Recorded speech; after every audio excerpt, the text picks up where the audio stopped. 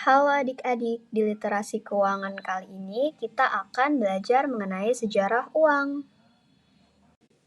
Jauh sebelum manusia mengenal uang, ada zaman yang disebut zaman barter. Barter adalah kegiatan saling menukar barang yang dilakukan manusia zaman dahulu untuk memenuhi kebutuhan. Di Indonesia, barter terjadi pada zaman Neolitikum atau tepat saat masa bercocok tanam. Barter lama-lama ditinggalkan karena tidak adanya pengukuran yang adil dalam pertukaran barang.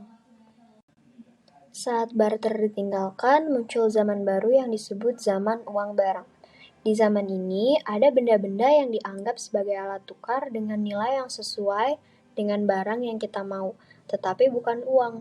Syarat-syarat uang barang misalnya benda itu harus disukai oleh semua orang, lalu memiliki nilai magis atau berharga, serta merupakan kebutuhan pokok, misalnya seperti emas, perak, tembaga, lalu juga bisa hasil panen.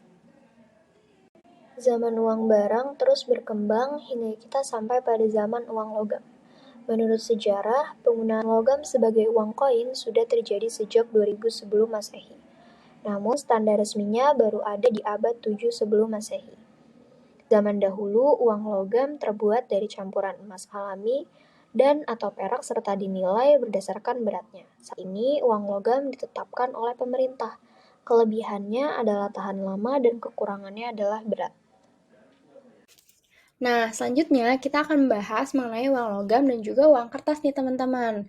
Jadi, uang logam itu dinilai kurang cocok untuk transaksi dalam jumlah yang besar karena bobot dan juga ukurannya. Oleh sebab itu, diciptakanlah uang kertas. Nah, uang kertas ini awalnya hanya berupa bukti kepemilikan logam mulia sebagai perantara transaksi. Namun, sekarang uang kertas juga digunakan untuk transaksi dalam sehari-hari.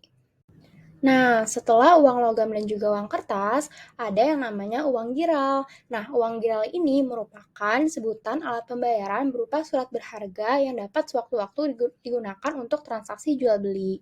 Nah, di sini ada beberapa contoh dari uang giral nih teman-teman. Yang pertama ada cek, yang kedua ada biliet giro, yang ketiga ada kartu kredit, dan yang keempat ada wesel. Teman-teman bisa lihat contoh-contohnya di sebelah kanan ini ya.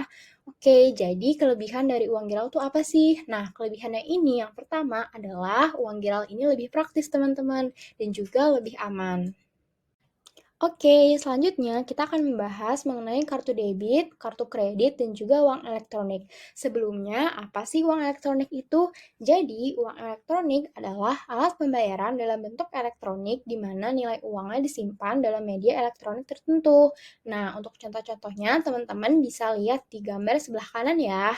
Nah, apa sih kelebihan dari uang elektronik itu? Nah, yang pertama adalah memberikan kemudahan dan juga kecepatan dalam melakukan transaksi karena kita tidak memerlukan uang tunai dalam transaksinya. Nah, yang kedua, tidak lagi menerima uang kembalian dalam bentuk barang.